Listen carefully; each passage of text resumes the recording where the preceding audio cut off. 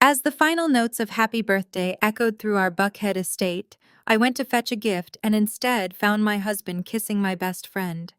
When I confronted him, he pulled me inside, locked the door, and coldly whispered that I needed to accept my place as a quiet housewife, or get out. I simply picked up my 1-year-old son and walked to my car. Within minutes, I froze every joint account and liquidated my $900 million stake in his firm. By the time my driver hit the highway, I had 70 missed calls. He had no idea he just evicted the silent billionaire who owned his entire life. Before I tell you how I dismantled a dynasty, let me know where you are watching from in the comments and hit subscribe. The air in our living room was thick with the scent of expensive food and designer perfumes. Julian and I were hosting our son Leo turning 1, and the guest list was a who is who of Atlanta elite. Members of historic social clubs and the wealthiest investors in the city mingled under our crystal chandeliers.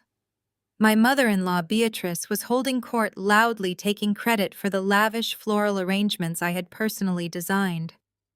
I slipped away to grab Leo's favorite stuffed animal from the nursery.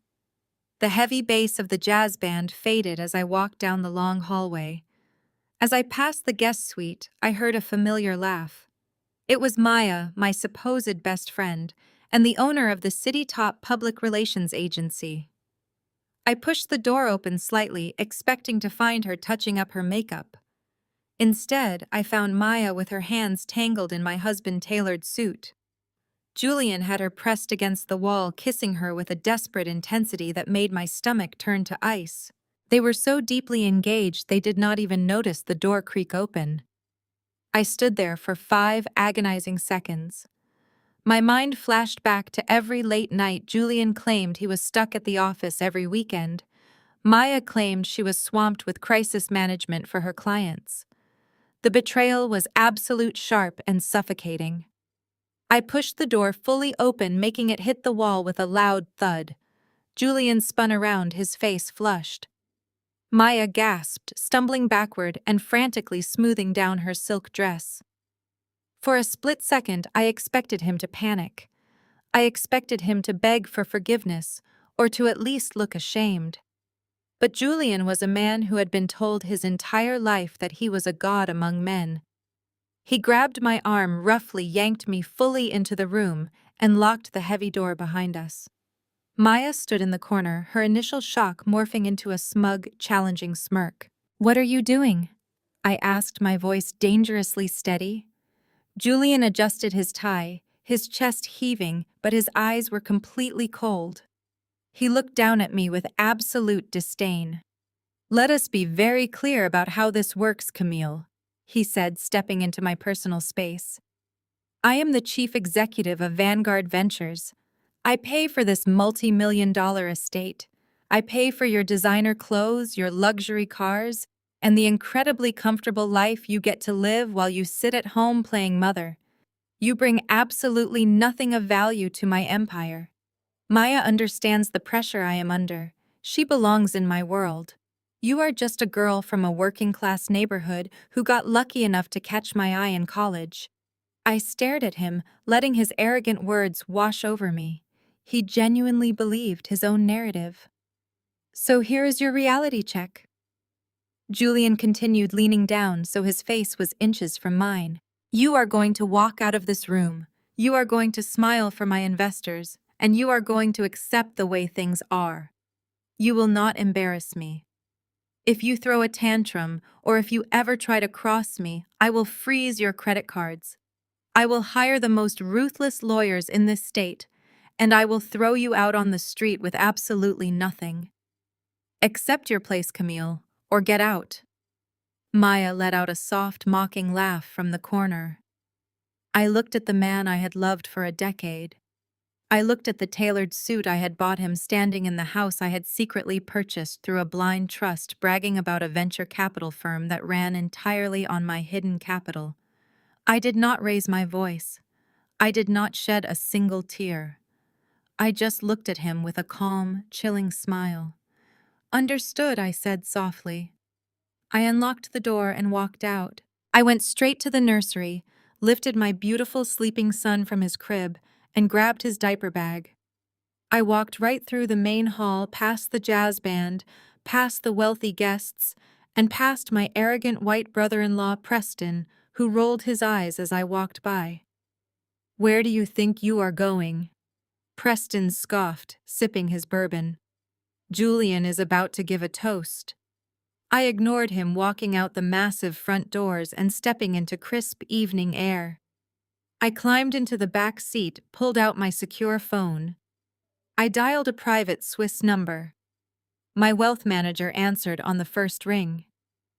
"Good evening, madam," he said respectfully. "Marcus," I said, staring out the tinted windows as the estate grew smaller. "We are executing a hostile withdrawal. Activate the moral turpitude clause on the Vanguard Ventures portfolio immediately. I want every joint banking account permanently frozen, and initiate the immediate withdrawal of my $900 million limited partner stake from his firm." "Are you certain?" Madame Marcus asked.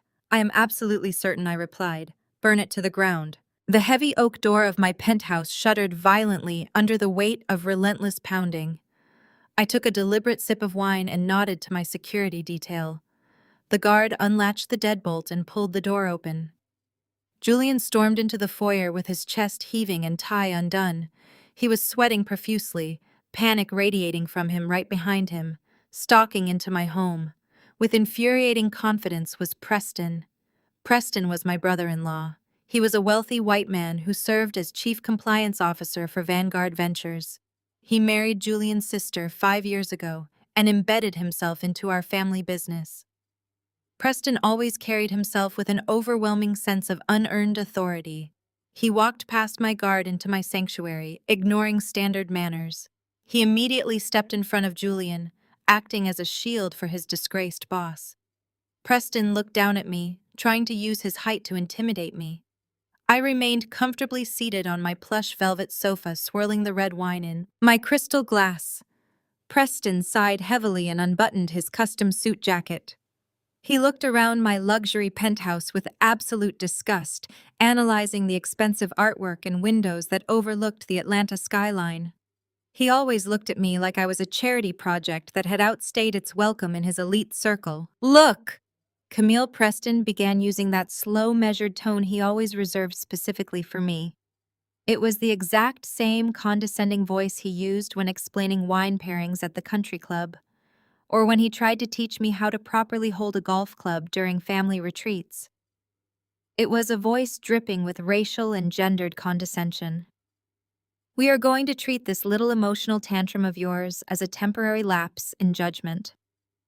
I know you are very upset about whatever you think you saw back at the house tonight, but you are crossing professional lines. You do not even begin to understand. You are just a mother, Camille. You are not a financier. You do not comprehend how the grown-up world of venture capital actually operates." I simply watched him. I let the heavy silence stretch out across the room, making him increasingly uncomfortable with my lack of reaction. Julian paced near the entryway, looking frantically at his mobile phone as it vibrated constantly, with desperate alerts from his rapidly collapsing firm. Preston stepped closer to my glass coffee table, invading my personal space to establish maximum dominance. He pointed a long, pale finger directly at my face. "You logging into a shared banking portal and trying to move household funds is a cute trick," he mocked, a smirk playing on his lips. "But transferring $900 million out of an active liquidity pool is a direct and prosecutable violation of fiduciary duty. You are playing a very dangerous game of corporate sabotage, and you are entirely out of your league." Preston crossed his arms over his chest, completely convinced of his own intellectual superiority. "You have always been out of your depth with us. Camille, Julian elevated you.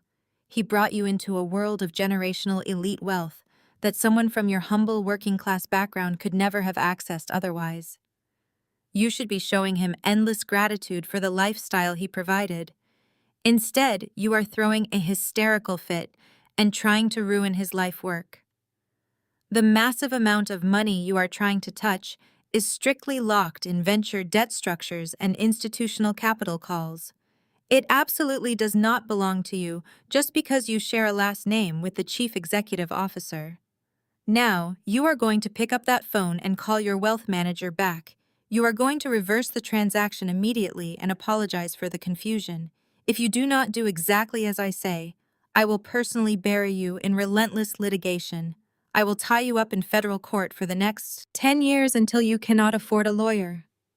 I will make absolutely sure the judges in this city hear all about your erratic, hostile, and unstable behavior. We will legally freeze every single asset you think you have to your name. And when you are bankrupt and emotionally broken, Julian will take full permanent custody of Leo. You will be left with absolutely nothing but the clothes on your back. You will be forced right back into the very same poor neighborhood Julian rescued you from years ago. His cruel threat hung in the quiet air, heavy and venomous. Preston smiled a thin, vicious smile, simply waiting for me to break down under the pressure. He fully expected immediate tears. He expected me to fall to my knees and beg them both for forgiveness. He expected the quiet, submissive black woman he had constantly belittled for years to finally surrender to his aggressive legal intimidation. I gently placed my wine glass on the marble coaster with a soft, deliberate clink. I did not raise my voice or show anger. I did not show a single ounce of fear or hesitation. I reached into my designer handbag, resting on the cushion beside me, and pulled out my silver tablet. I unlocked the screen and opened a highly classified legal document containing the firm foundational contracts. I tapped the bright screen twice to highlight a very specific hidden paragraph.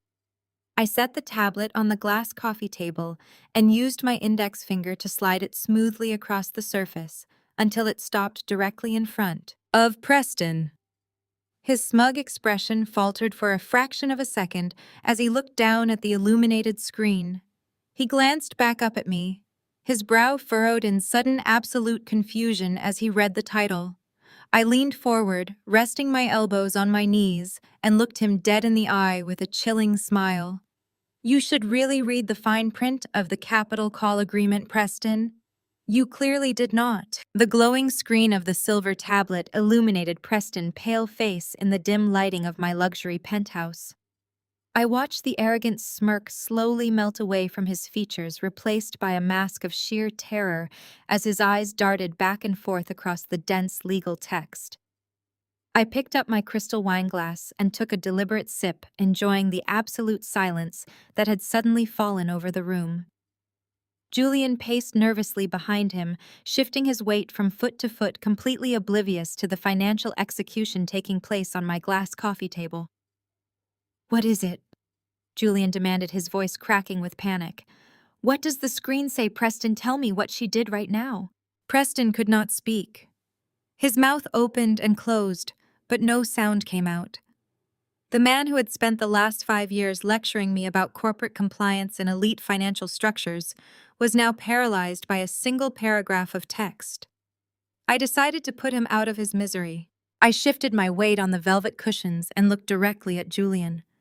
"Your highly educated chief compliance officer is currently realizing that he failed to perform basic due diligence on your primary liquidity provider," I said, my voice echoing softly in the large room. "Preston assumed, because I am your wife, that the $900 million pumping through Vanguard Ventures was standard equity. He assumed it was traditional marital property that you controlled as the man of the house. He assumed that because I am a black woman from a working-class background, I simply handed my hard-earned wealth over to my brilliant Ivy League husband to manage for me. But I never gave you equity, Julian. That money was strictly structured as venture debt." Julian stopped pacing immediately, his face contorted in absolute confusion. "Venture debt," he repeated, shaking his head. "What are you talking about, Camille? We do not hold venture debt. Our investors give us equity capital." "You do hold debt," I corrected him smoothly. "You just never bothered to look past the holding company name because your massive ego convinced you that investors were simply throwing cash at your sheer genius. The anonymous holding company that provides 90% of your operating capital is solely owned and operated by me. And the terms of that massive capital injection were strictly structured as a senior secured loan. I am not your supportive partner, Julian. I am your absolute largest creditor. And as your primary creditor, I have the legal right to call in my debt the moment you breach the strict covenants of our binding agreement. Preston finally found his voice, though it was barely a shaky whisper. You cannot possibly do this, he stammered, his hands shaking uncontrollably as he stared blindly at the illuminated tablet. This morality clause is completely insane. No federal court in this country will ever uphold this type of corporate sabotage. It is perfectly legal, Preston, I replied, setting my wine glass down on the marble coaster. I wrote the key man morality clause myself with my legal team.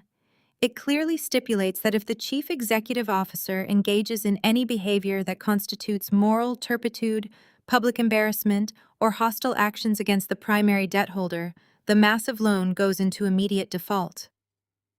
When Julian decided to press his mistress against the wall of our guest suite during our son's first birthday party, he breached the contract.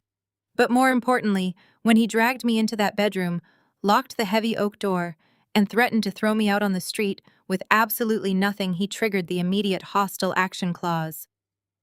My withdrawal tonight was not a jealous wife throwing an emotional tantrum. It was a perfectly executed legal foreclosure on a defaulting debtor. Julian's face drained of all natural color. He looked like he was going to be physically sick right there on my expensive rug. He stumbled backward and fell heavily into one of my leather accent chairs, grasping his chest as he struggled to breathe. You bankrupted me, he gasped, looking at me as if I were a monster. You actually bankrupted my entire firm. You bankrupted yourself, Julian, I said coldly. I just pulled the plug on the life support you did not even know you were on. But I was not finished yet. I turned my attention back to Preston, who was still staring at the tablet like it was a venomous snake ready to strike. His arrogant white savior complex had been completely shattered, but I needed to make absolutely sure he understood the full, devastating magnitude of his mistake. He had walked into my private home threatening to take my only child and destroy my life using his privilege as a weapon. He needed to learn that actions have severe, permanent consequences. You should really keep scrolling, Preston, I suggested, gesturing gracefully to the tablet. Read Section 4, Paragraph 2. The specific part regarding the firm executive compensation structure and liability. Preston swallowed hard and swiped his trembling finger across the glass screen. As he read the text, the remaining color completely vanished from his neck and face. His breathing became incredibly shallow and rapid. Let me break it down for you, since you seem to be struggling with the heavy legal jargon tonight, I said, leaning forward again. Your entire compensation package at Vanguard Ventures, your massive bonuses, your highly touted stock options, and your deferred compensation are entirely dependent on the firm remaining solvent, because I just triggered a total default and pulled the primary operating capital. The firm is effectively dead in the water.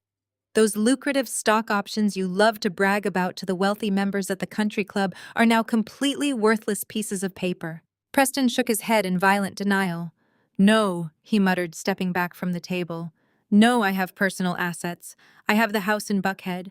I have my family trust. You cannot touch those. Do you really, Preston? I asked, tilting my head and offering him a devastatingly calm smile. Because I also happen to know the exact intimate details of the prenuptial agreement you signed when you married Julian's sister Nia. You were so incredibly eager to protect yourself and marry into what you truly thought was a wealthy, powerful family that you eagerly agreed to a clause stating your shared marital assets are heavily leveraged against the continued financial success of the family business. Since the family business just went completely under, your personal assets are now legal collateral for the massive corporate debt. The debt that your brother-in-law owes to me. Preston stared at me with pure, unadulterated horror.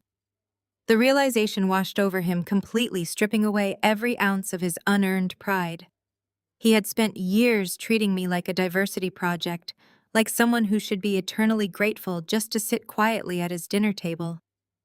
He had repeatedly weaponized his privilege to try and bully me into submission. And now he fully realized that every single dollar he thought he owned actually belonged to the black woman he had constantly belittled. Congratulations, Preston, I said, a genuine bright smile spreading across my face. By acting as Julian loyal accomplice tonight and walking into my home to threaten my child, you just bankrupted yourself. A primal animalistic scream ripped from Preston's throat. All of his polished country club manners vanished in an instant, replaced by raw, violent rage. He lunged across the glass coffee table, his hands outstretched, reaching directly for my throat with murderous intent. He did not even make it halfway across the room. Before I could even flinch, my private security detail moved with terrifying military speed. Two massive, highly trained guards intercepted him mid-air, slamming him violently onto the hardwood floor and pinning his arms painfully behind his back. The heavy thud of Preston hitting the hardwood floor echoed through the penthouse. My security guards held him firmly in place while he thrashed and cursed, his face pressed against the polished oak. Julian was still slumped in the leather accent chair, paralyzed by the sudden evaporation of his entire corporate empire. The private elevator at the end of the foyer chimed loudly, indicating an authorized entry. Only a select few people possessed the security clearance to bypass the lobby concierge directly.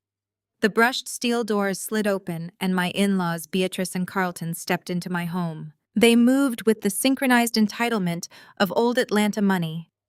Carlton wore a tailored navy suit that bespoke generations of country club wealth, while Beatrice carried herself like a monarch wrapped in a designer trench coat and a string of flawless pearls. They strode past my foyer art collection without a single glance, projecting an overwhelming aura of elitist authority. Beatrice stopped dead in her tracks when she saw her son-in-law pinned to the floor by my security detail, and her golden child, Julian, clutching his chest in a state of absolute panic. She did not look at me at first. She rushed straight to Julian, placing her manicured hands on his shoulders and demanding to know what kind of violent madness was taking place. Julian could barely speak. He just shook his head and pointed a trembling finger at the tablet resting on the glass coffee table. Beatrice snatched up the device. She scanned the highlighted legal clauses detailing the venture debt default and the immediate liquidity freeze. I watched the realization hit her, but unlike Preston and Julian, she did not succumb to fear. Beatrice was a woman who believed her social standing made her completely invincible. She dropped the tablet back onto the table and turned her furious gaze up toward me. I had calmly stood up and walked toward the short staircase leading to my elevated indoor balcony, looking down at them with absolute serenity. "Tell your hired thugs to release Preston immediately," Beatrice commanded, her voice ringing with the sharp, practiced tone of a woman who had never been told no in her entire life.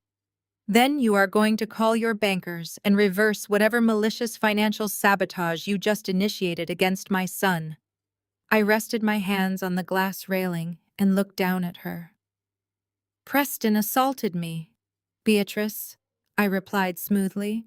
"My security team is simply ensuring the trash is properly handled before the police arrive to collect it. The money is securely back in my possession where it belongs." Julian broke the terms of our business agreement when he decided to press his mistress against a wall at my son's birthday party. Beatrice let out a harsh, mocking laugh that carried zero warmth. "A mistress," she scoffed, waving her hand dismissively in the air. "You are destroying my son's billion-dollar company over a minor indiscretion. This is exactly what I warned Carlton about the day Julian told us he was marrying you. I told him you were nothing but a ghetto lottery winner who would never understand the complexities of our world. You are too emotional, Camille. You are too erratic. You lack the refined pedigree required to stand beside a man of Julian's stature. We come from a lineage of historic black wealth. We are legacy members of elite societies and exclusive country clubs. We built our dynasty over decades while you grew up worrying about keeping the lights on in a cramped apartment." She took a step closer to the balcony, her eyes flashing with pure venom. "Julian settling for a working-class girl who possessed absolutely no social capital was the biggest mistake of his life," Beatrice spat. "He tried to elevate you. He gave you his prestigious last name and tried to polish your rough edges, but you remained completely ungrateful. You want to know the truth, Camille? Maya actually belongs in our world. She understands the social expectations, the networking, and the sacrifices required to build an empire. She has the right background, the right education, and the right connections. If Julian sought comfort in her arms, it is simply because you failed to be the sophisticated partner he desperately needed. Carlton stepped forward, standing shoulder to shoulder with his wife. He adjusted his expensive watch and looked up at me with cold, calculating eyes. "You have grossly overplayed your hand, Camille," he stated, his voice rumbling with quiet menace. "You think possessing a large sum of capital makes you untouchable. You think because you manipulated a few legal contracts you can suddenly dictate terms to our family. You do not understand how real power works in this city. Real power is not just about liquid cash. It is about deep-rooted connections. It is about playing golf with the politicians, the district attorneys, and the family court judges who run this state. We have built alliances with people who can erase your entire existence with a single signature." I did not flinch or break eye contact with them. I kept my posture completely relaxed while leaning casually against the railing. "You are currently threatening me with your golf buddies, Carlton," I asked, while tilting my head slightly. "You are threatening a woman who just proved she has the financial leverage to bankrupt your entire family bloodline," Beatrice interrupted, stepping in front of her husband. "You clearly suffer from severe mental instability, Camille." She reached into her designer handbag and pulled out a thick stack of printed legal documents. She slammed the heavy paperwork down onto the glass coffee table. "We came here to serve you," she declared, her voice dripping with absolute triumph. "We have already filed for emergency full custody of Leo. Our lawyers have meticulously crafted an airtight case, proving you are a direct threat to his safety. That is a formal court summons citing your highly erratic financial sabotage." I looked down at the thick stack of legal documents resting on my glass coffee table. Beatrice had practically thrown the emergency custody summons at me with a victorious smirk, expecting me to shatter into a million pieces. She and Carlton turned on their heels and marched out of my penthouse, fully believing their expensive lawyers and country club connections had effectively cornered me. They honestly thought the threat of taking my son would force me to surrender my wealth and quietly step back into my place. I simply picked up my wine glass, took another sip, and instructed my security team to permanently revoke their building access. They had fired their warning shot, but they had absolutely no idea what kind of war they had just started. By 6 o'clock the next morning, the digital onslaught began. My private penthouse felt like a command center as the massive flat-screen televisions mounted on my living room wall began broadcasting the exact same scandalous narrative across every local news network and financial blog in Atlanta. The screens illuminated the dark room with rapid flashes of breaking news alerts and aggressive social media notifications.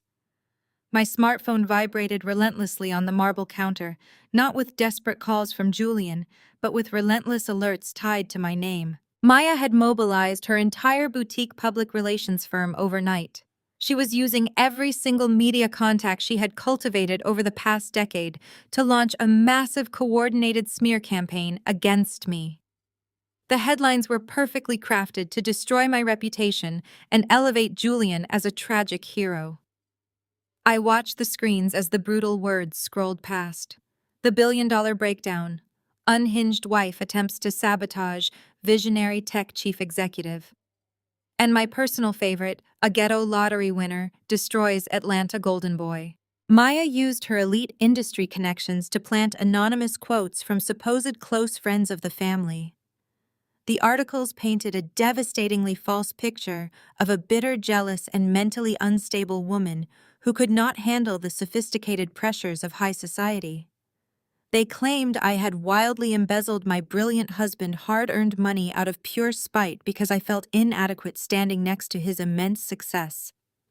The narrative was meticulously designed to strip away my credibility right before the emergency custody hearing. Maya wanted the public to see me as a hysterical liability, while Julian was framed as the dedicated father and besieged innovator just trying to save his company from his erratic wife. The social execution was swift and absolutely ruthless. Within 2 hours of the first article hitting the internet, my phone began ringing with a different kind of bad news. The deeply entrenched African American elite of Atlanta, the same people who had happily drank my champagne and eaten my catered food just 24 hours ago, immediately turned their backs on me. The historic society boards I sat on began sending formal emails requesting my immediate resignation. The prestigious children charity gala I was supposed to chair next month called to inform me that my services were no longer required, citing a sudden need to go in a different creative direction. Even the exclusive country club where Julian and I held a legacy membership sent a courier to my building with a letter suspending my access privileges pending a formal board review. The whispering network of Buckhead housewives went into overdrive. I could practically hear the manicured women gossiping over their morning mimosas, repeating the exact same toxic talking points Beatrice had shouted at me the night before. They whispered that I was always too rough around the edges, that new money never learns how to behave properly, and that Julian should have married a woman with a proper pedigree from the very beginning. They were entirely too eager to watch me fall from grace. I sat perfectly still on my velvet sofa, watching the orchestrated chaos unfold across the glowing screens. I did not shed a single tear. I did not feel a single ounce of panic. I simply watched the media frenzy with the cold, detached calculation of a predator observing its prey walk directly into a trap. Maya thought she was burying me under an avalanche of bad press. She thought her aggressive public relations strategy was a brilliant checkmate that would force me into hiding. She failed to realize that every single article she published, every sponsored blog post she funded, and every television segment she pitched was leaving a massive, undeniable financial paper trail. The private elevator chimed, and my executive assistant, Simone, rushed into the penthouse. Simone was a razor-sharp professional who had managed my holding company operations for years. She held a thick binder of media reports against her chest, and her eyes were wide with genuine concern as she looked at the chaotic news broadcasts playing on the screens behind me. "Camille," she said breathlessly, dropping the heavy binder onto the coffee table next to the court summons. "It is a complete bloodbath out there. Maya Agency is buying up front-page digital real estate on every major financial outlet in the Southeast. They are aggressively pushing a narrative that you are financially incompetent and legally liable for the Vanguard Ventures collapse. The smear campaign is gaining serious traction, and the society blogs are tearing your reputation apart." Simone pulled out her tablet, her fingers flying across the screen as she pulled up our crisis management protocols. "We have the capital to fight back immediately," she urged, leaning forward with fierce loyalty. "I can have our legal team draft a comprehensive cease and desist order within the hour. We can release a counterstatement to the press, proving that the venture debt was legally yours to pull. We can expose Julian infidelity and completely humiliate Maya in the media by lunchtime. Just give me the word, and I will authorize the massive counterattack." I looked away from the flashing television screens and met Simone's anxious gaze. I slowly stood up, smoothing the invisible wrinkles from my silk loungewear, and walked over to the floor-to-ceiling windows looking down at the bustling city streets far below. The morning sun was just beginning to hit the glass skyscrapers, casting long shadows across the concrete. "No," I said, my voice soft but carrying an absolute unbreakable authority. "We are not going to release a single statement, Simone. We are not going to send any cease and desist letters, and we are certainly not going to defend my reputation to a society of hypocrites who never genuinely respected me in the first place." Simone stopped typing, her hands hovering over the tablet screen in pure shock. "But Camille," she protested softly, "they are destroying your public image. Maya is spending a fortune to paint you as a hysterical criminal. If we do not control the narrative now, the judge at the custody hearing might actually believe their completely fabricated story." I turned away from the window and walked back toward the coffee table, offering my brilliant assistant a chilling, predatory smile. I reached out and gently closed her tablet, ending the discussion. "Never interrupt your enemy when they are making a massive mistake, Simone," I instructed, walking past her to pour myself a fresh cup of black coffee. "Let Maya spend every single dollar of her client funds on this flashy smear campaign. Let her buy all the front-page ads she wants. Because while she is busy trying to win a petty popularity contest in the press, I am going to take her entire livelihood." The annual Legacy Gala at the High Museum of Art was the absolute pinnacle of Atlanta high society. It was the one night a year where the city's most wealthy and influential African American elites gathered under one roof to write massive charity checks and flaunt their generational wealth. Tonight was supposed to be Julian and Maya grand public debut.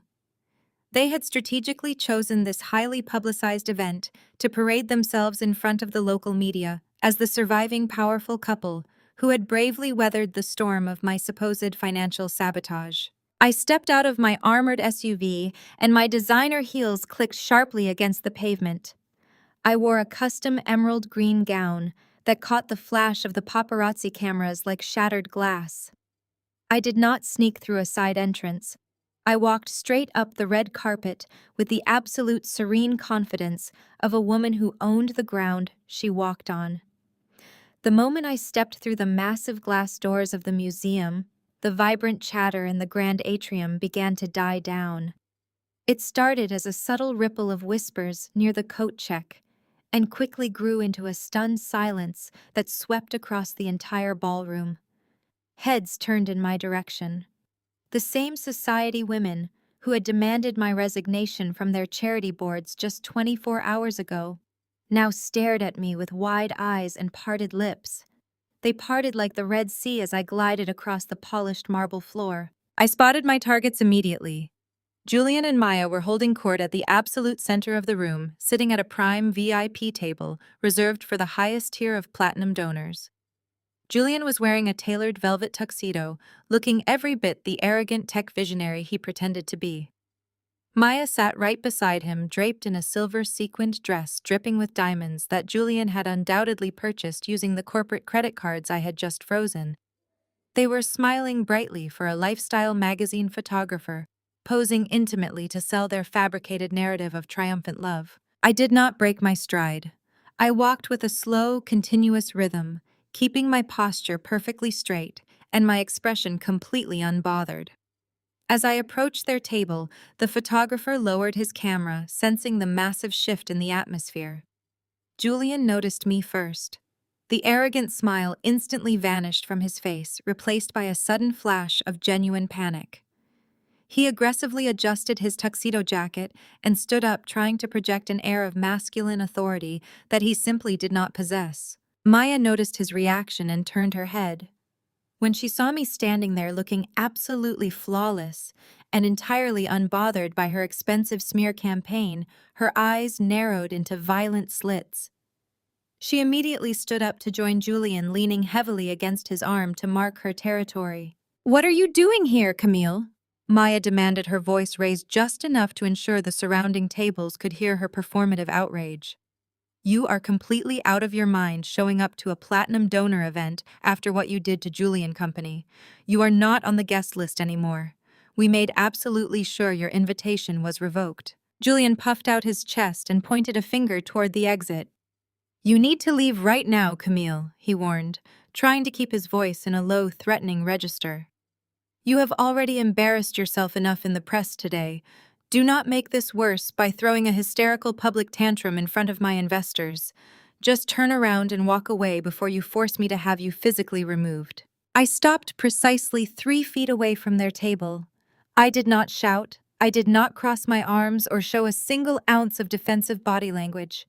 I simply looked at Maya with a smile so cold it could have frozen the champagne in her glass. "I did not come here to crash your little networking party, Maya," I said, my voice carrying a smooth, elegant tone that projected absolute control. "And I certainly did not come here to throw a tantrum over a man who is currently facing a catastrophic financial collapse. I came here to deliver a document directly to you because your office assistant mentioned you would be too busy posing for cameras tonight to check your corporate email inbox." Maya scoffed loudly, waving her hand in the air to signal the heavy-set private security guards standing near the ballroom entrance. "I am not accepting any crazy, unhinged letters from you, Camille," she sneered. "Security, please come over here immediately. We have an uninvited guest who is harassing the platinum donors. I need her escorted out of the building right this second." 2 large security guards in black suits quickly approached our table, moving to flank me on either side. Julian smirked, crossing his arms in triumph, fully believing he had just won the public confrontation. I did not even glance at the imposing guards standing beside me. I slowly reached into my emerald clutch and pulled out a crisp, heavy legal document folded perfectly into thirds. I held it gently between my manicured fingers and offered it directly to Maya. "You really should take this, Maya," I insisted softly. "It is not a letter. It is a formal commercial eviction notice." Maya hesitated, her smug expression faltering for a fraction of a second. She refused to take the paper, so I simply let it drop from my fingers. It landed face up right in the middle of her untouched caviar appetizer.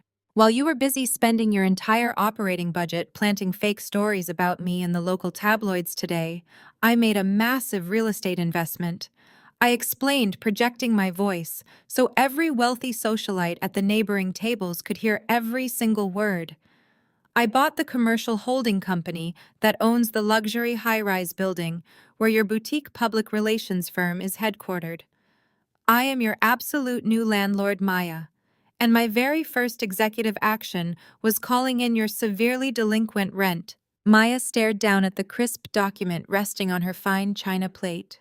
The color drained from her face completely. "Since you defaulted on your lease payments 3 months ago, the eviction is legally immediate." I continued, my smile widening just a fraction.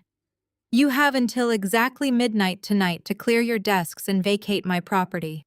If a single laptop or designer chair is left inside the suite by 12:01, my property managers have strict instructions to drag it all into the damp alleyway and change the security locks." Julian looked from me to Maya, pure shock registering on his handsome face. "You did what?" he stammered, backing away slightly. I turned my head slightly to address the two security guards who were still standing right beside me, waiting for a command. I looked at the lead guard and gestured gracefully toward the trembling woman in the silver dress. "Gentlemen," I said, maintaining my perfectly serene composure, "this woman is currently trespassing on my time and my patience. Please escort my former tenant out of the building. She has a very long night of packing ahead of her." The sterile walls of the Fulton County Family Court seemed to close in around me the following morning. The glamorous triumph of the charity gala had evaporated, replaced by a suffocating and clinical tension. I sat completely alone at the respondent table. The atmosphere in the courtroom felt deliberately designed to isolate me. If a camera were capturing this moment, it would be shaking slightly, moving with an unsteady handheld rhythm to emphasize the sheer imbalance of power in the room. Across the aisle, Julian and Preston sat shoulder to shoulder, presenting an impenetrable united front. Preston had eagerly donned his custom-tailored lawyer suit, stepping out of his role as Chief Compliance Officer to act as Julian's personal legal counsel. Sitting high above us behind the massive mahogany bench was Judge Harrison. He was a lifelong member of the exact same exclusive country club where my in-laws Beatrice and Carlton spent their weekends.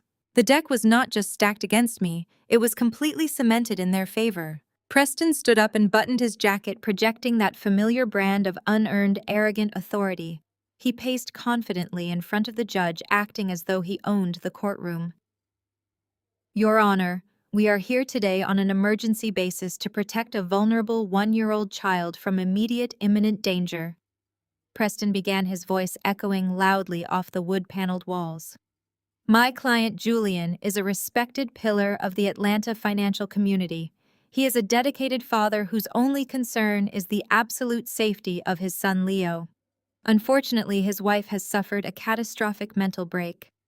Over the past 48 hours, she has engaged in a campaign of erratic, violent, and highly destructive financial sabotage aimed at ruining my client's business out of pure domestic jealousy." Julian sat perfectly still, looking down at his hands. He rubbed his eyes, playing the role of the exhausted, heartbroken father to absolute perfection. He had always been a master manipulator, but seeing him use our son as a pawn to secure his financial leverage made my blood run cold. Preston continued his theatrical performance, walking over to his table and picking up a massive leather-bound binder. "We are not just dealing with a bitter spouse, Your Honor. We are dealing with a highly unstable individual who has orchestrated a deliberate and malicious scheme to liquidate corporate assets. But the financial destruction is not the reason we filed this emergency injunction. We filed it because Camille is an immediate flight risk.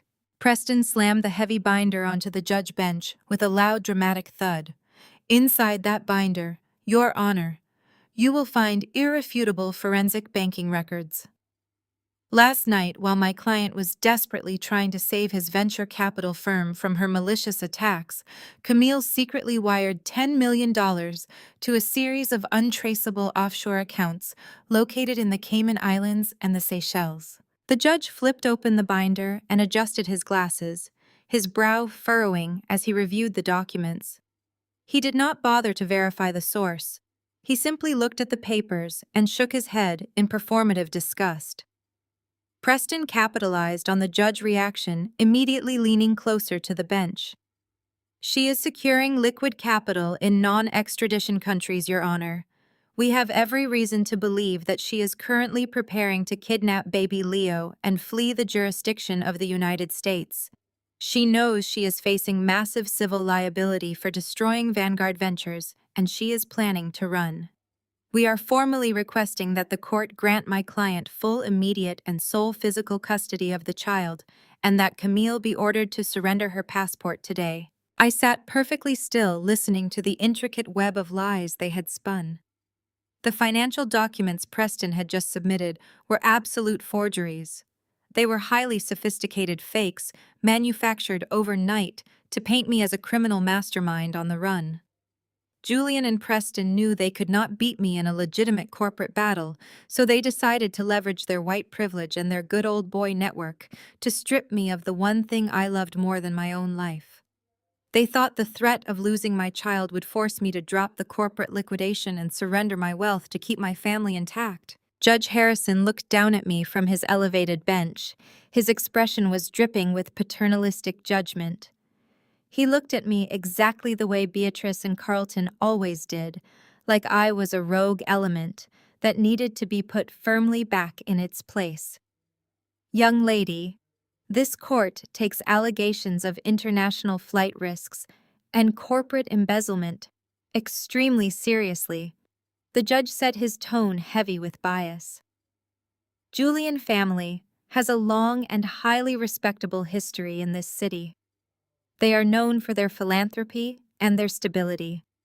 The documents presented by your brother-in-law paint a highly disturbing picture of your current mental state. Moving millions of dollars to offshore accounts while simultaneously attempting to dissolve a marital business is exactly the kind of erratic behavior that puts a child's welfare in direct jeopardy. The judge picked up his wooden gavel, holding it loosely in his hand. He had already made his decision before I even walked into the room. He was fully prepared to hand my son over to a cheating narcissistic fraud simply because Julian had the right last name and the right lawyer. I am heavily inclined to grant the emergency custody order to the petitioner to ensure the child remains in a stable, secure environment, Judge Harrison stated, looking directly at me. I am going to ask you once before I finalize this ruling. Do you have any legitimate defense against these highly documented allegations, or are you prepared to surrender your passport to the bailiff immediately? Julian looked over at me from his table. A smug, victorious smile finally broke through his fake, devastated father routine. Preston crossed his arms over his chest, looking down his nose at me, waiting for my inevitable surrender. They thought they had finally broken me. They thought they had won the war. I did not panic. I did not raise my voice or beg the court for mercy. I simply smiled right back at them. I slowly reached down into my designer briefcase and pulled out a secondary sealed dossier. No, Your Honor, I replied, my voice echoing with absolute chilling calm across the silent courtroom. I do not have a defense, because I am not the one on trial today. The sterile courtroom fell quiet. You could clearly hear the low hum of the air conditioning. Judge Harrison frowned, his wooden gavel hovering uncertainly. He looked down directly at me from his elevated bench as if I had spoken a foreign language. Julian scoffed from the petitioner table, shaking his head. He leaned over and whispered to Preston, sharing an arrogant laugh. They genuinely believed this was the final bluff of a defeated woman trying to delay the loss of her child. I did not wait for clarification. I unclasped the brass lock on my designer briefcase. I reached inside and pulled out a thick bound dossier. The cover was stamped with the seal of an independent forensic auditing firm. I stood up holding the stack of papers and walked slowly toward the center of the room. The click of my heels against the polished floor echoed like a countdown clock. Your Honor. I began keeping my posture perfectly straight and my voice even. I won't deny the financial transfers presented by my brother-in-law. I happily confirm them for the official record. Last night, exactly as Preston stated, I transferred $10 million to offshore accounts in the Cayman Islands and the Seychelles. I personally authorized those massive wire transfers from the Vanguard Ventures liquidity pool before freezing the remaining assets. Julian let out a theatrical sigh of relief. He threw his hands in the air and looked at the judge with a triumphant smile. Preston quickly stood up, buttoning his custom suit jacket with a sharp, aggressive motion. You heard her, Your Honor. Preston declared, his voice dripping with victory. The respondent just confessed to international embezzlement and preparing for flight. We ask that she be remanded into custody immediately and the child handed over. I kept my eyes locked entirely on Preston. He stood tall, basking in his perceived white privilege, fully convinced he had outsmarted the black woman from a working-class neighborhood. I took one deliberate step closer to his table. I did transfer the funds, Preston, I said softly.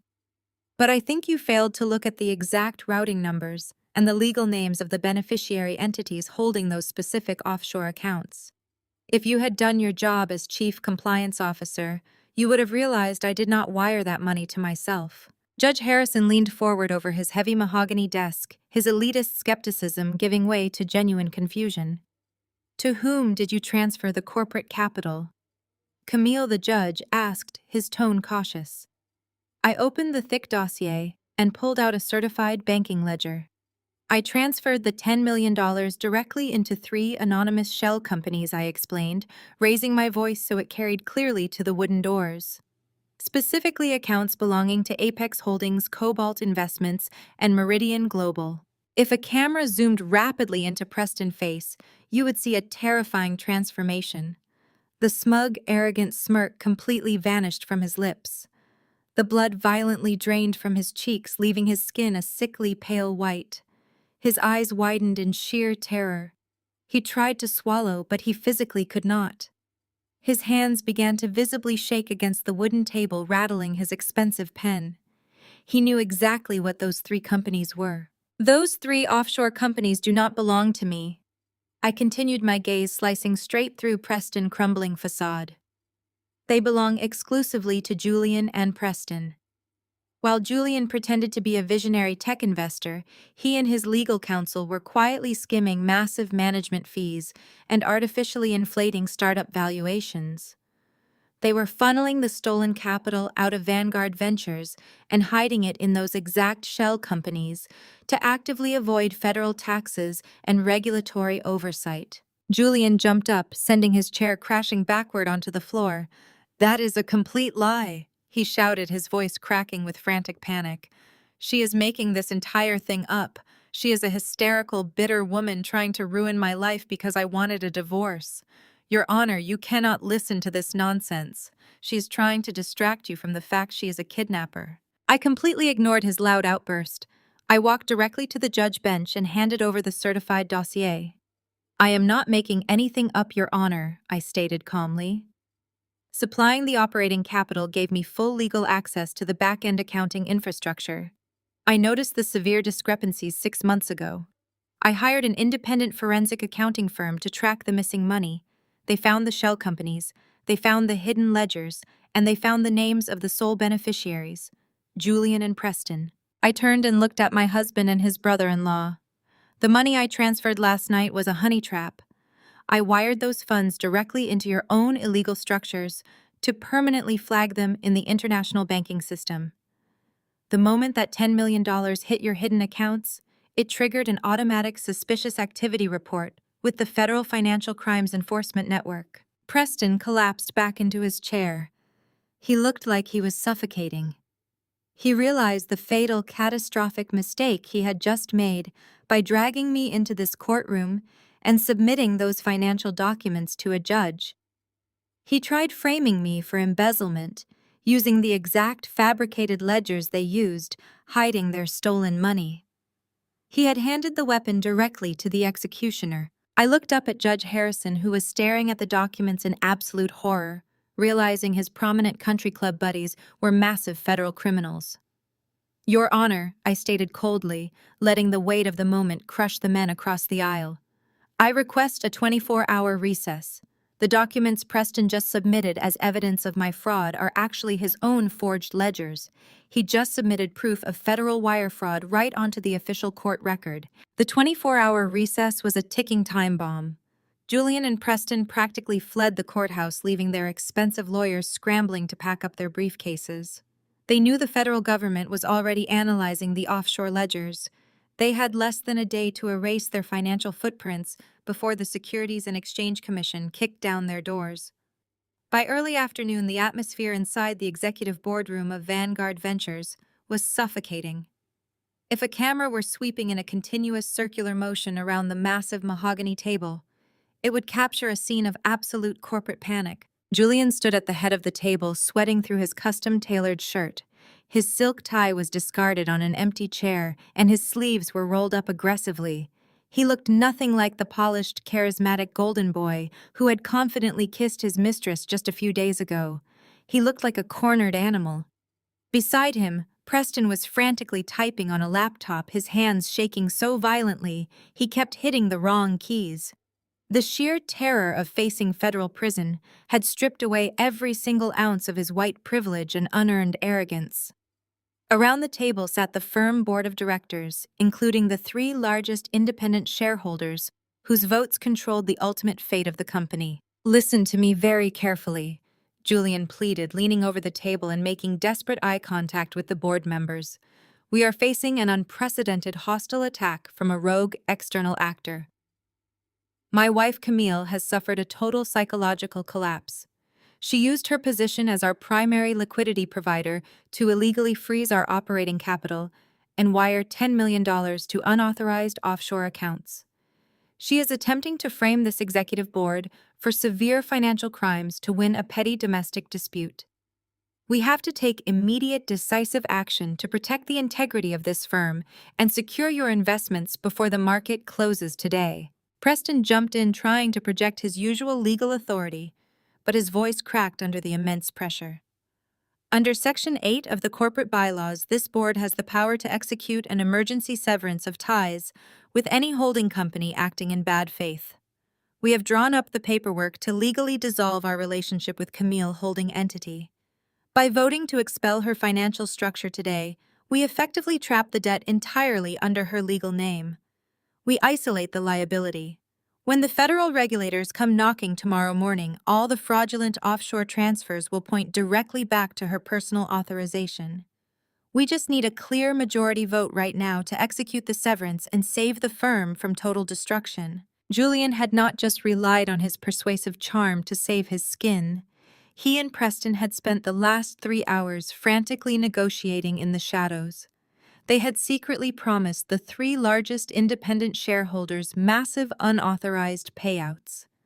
They offered to buy back their shares at double the market value using the remaining diverted funds if those three men agreed to vote Camille out immediately. It was a desperate, highly illegal bribe, but Julian was a man who believed money could buy his way out of any consequence. He looked at those three shareholders, now his eyes silently begging them to uphold their end of the corrupt bargain. They were older men, wealthy, and entirely driven by their own bottom lines. "We need 70% of the voting power to bypass the standard notification period," Preston urged, wiping a thick bead of sweat from his forehead. "With the three independent proxies joining Julian executive shares, we have exactly 71%. We can push this through the system before the banking day closes. We can cut her off completely and leave her holding the bag for the federal investigators." "Gentlemen," Julian said, his voice dropping to a low, urgent register. "You have trusted me for years to multiply your wealth. I have made every single one of you incredibly rich men. I am asking you to trust me one last time. We cast this vote, we sever the holding company, and we walk away clean. We leave Camille to take the fall for the offshore accounts. Do I have your absolute confirmation on these votes right now? The three independent shareholders looked at each other across the polished mahogany table. They slowly reached for their expensive pens, preparing to sign the emergency corporate resolution that would effectively destroy my life and shield Julian from federal prison. Preston let out a shaky breath of relief, a victorious smirk finally returning to his pale face. He truly thought they had found a loophole to outsmart me one more time. He thought the old boys network was going to save him from the consequences of his own staggering greed. Julian straightened his posture, a glimmer of his usual immense arrogance flashing in his eyes as he prepared to finalize the corporate coup. "Let us make it official," Julian declared, raising his pen high above the documents. Before a single signature could touch the paper, the heavy frosted glass double doors of the executive boardroom swung open with a resounding crack. The noise echoed loudly like a gunshot in the perfectly silent room. Every head at the table snapped violently toward the entrance. Julian froze, his pen hovering just inches above the legal document. Preston dropped his laptop mouse, his jaw falling completely slack. I walked into the boardroom completely alone. The sharp, rhythmic clicking of my designer heels against the hardwood floor cut through the thick tension of the room. I was not accompanied by private security or a team of expensive corporate lawyers. I did not need them. I wore a perfectly tailored crimson suit, my posture radiating absolute chilling authority. I walked straight past the panicked executives and moved directly toward the head of the table. It was time to end this pathetic little charade once and for all and take my company back. Julian stood frozen at the head of the table, his pen slipping from his sweaty fingers and clattering against the polished wood. He tried to quickly mask his sheer panic with a sneer of performative masculine dominance. He aggressively adjusted his tie and pointed a shaking finger at me. "You are completely out of your mind showing up here, Camille," he barked, trying to project an authority he no longer possessed. "Security should have intercepted you in the main lobby. You have absolutely no right to disrupt a closed executive meeting." I did not break my stride until I reached the opposite end of the long mahogany table. I placed my hands flat on the cool wood and offered him a devastatingly calm smile. "Security works for the building owner, Julian," I replied, my voice carrying effortlessly across the silent room. "And since I bought this entire commercial high-rise through a subsidiary, last month my security team was more than happy to escort me to the top floor." Preston jumped up from his chair, knocking it backward. "You have no power here, Camille," he shouted, his voice cracking under the intense pressure of his impending federal exposure. "You might have illegally frozen our liquid capital, but this executive board still firmly controls the legal entity of the firm. We currently hold 70% of the voting shares. We are executing an emergency corporate severance right now. You are going to take the full fall for those offshore wire transfers, and there is absolutely nothing you can do to stop us from voting you out." I slowly unclasped my designer briefcase and pulled out a small black remote. I aimed it at the ceiling and pressed a single button. The massive digital projector hummed to life, dropping a large white screen directly behind Julian's head. I tapped the remote again, and a highly complex web of corporate ownership charts appeared on the bright screen. The chart highlighted three distinct holding companies: Orion Dynamics, Sterling Trust, and Vanguard Equity Partners. Julian turned around to look at the screen, his brow furrowing in deep confusion. "Those are our three largest independent institutional investors," he stated, turning back to look at me with a mocking laugh. "Are you trying to give us a basic presentation on our own capital structure? We already know who they are, Camille. They are the exact three men sitting right here at this table who are about to vote you out of your own company." The three older, wealthy board members shifted uncomfortably in their expensive leather chairs. They refused to make eye contact with me, clutching their briefcases tightly. They knew they had just attempted to accept a massive illegal bribe from Julian, but they were about to realize they had made a deal with the wrong devil. "For the past 10 years, Julian, you truly believed I spent my days picking out floral arrangements for country club galas and baking organic treats for our son." I began, my voice dropping to a sharp, dangerous register. You loved standing around the golf course with Preston telling your wealthy fraternity brothers that you had a quiet traditional wife who kept the home fires burning while you single-handedly conquered the Atlanta financial world. You assumed my silence was submission. You assumed my humility was a complete lack of ambition. I took slow, deliberate steps walking along the side of the table toward the three sweating board members. But while you were busy playing golf and taking your public relations mistress to five-star restaurants, I was quietly executing a highly aggressive corporate acquisition strategy. I spent the last decade using my family trusts and private capital to systematically buy out the parent companies of your major investors. I built a massive corporate net right under your arrogant nose, and you were entirely too self-absorbed to ever notice. Preston's face contorted in sheer horror. He scrambled to grab the legal documents scattered across the table, frantically flipping through the pages to find a loophole that did not exist. "This is physically impossible," he stammered, his breath hitching in his chest. "The corporate veil, the blind trusts, we vetted these entities extensively during our compliance audits." "You vetted exactly what I allowed you to vet, Preston," I corrected him sharply, stopping right behind his chair. "You were so completely blinded by your own unearned arrogance and so utterly convinced of your intellectual superiority over a black woman that you never bothered to dig past the second layer of the corporate structure. You saw what you wanted to see. You saw compliant, silent money." I turned my attention to the three board members who were now sweating profusely under the bright boardroom lights. "Those three men sitting at this table, the ones you just desperately tried to bribe with stolen federal money, are not independent proxies, Julian," I stated clearly. "They are highly paid portfolio managers who work for three specific shell companies. Companies that I acquired completely under the radar 5 years ago. I let you think you were courting independent wealth because I needed to keep a very close eye on exactly how you were embezzling my money." Julian stumbled backward, hitting the edge of the projector screen. He looked at the three men, his eyes wide with desperate betrayal. "Tell me she is lying," he pleaded, his voice breaking. "Tell me you still control your voting shares." "We had a deal, gentlemen.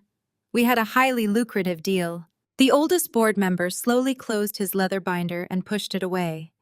He looked up at Julian with a mixture of pity and severe self-preservation.